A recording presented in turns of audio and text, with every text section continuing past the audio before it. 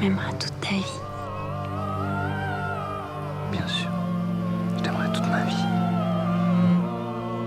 Si tu épouses Julien, ton père et moi, nous allons l'accueillir dans notre famille comme un fils.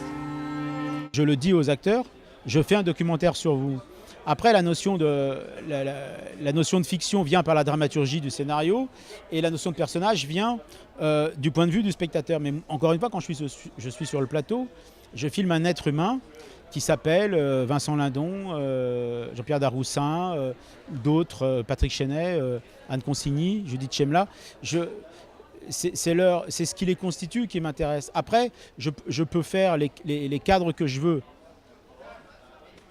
et la narration que je veux. Moi, mon approche est une approche documentaire. Ça ne veut pas dire pour autant que ça va avoir un look de documentaire.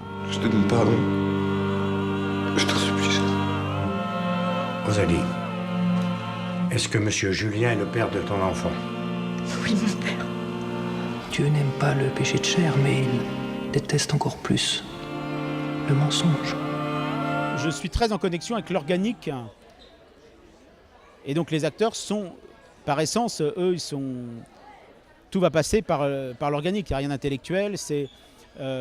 Alors, au moment où j'écris, où j'essaye de me mettre à leur place, j'essaye d'évaluer finalement les endroits où une scène peut être jouée. On ne peut pas jouer tout au même endroit.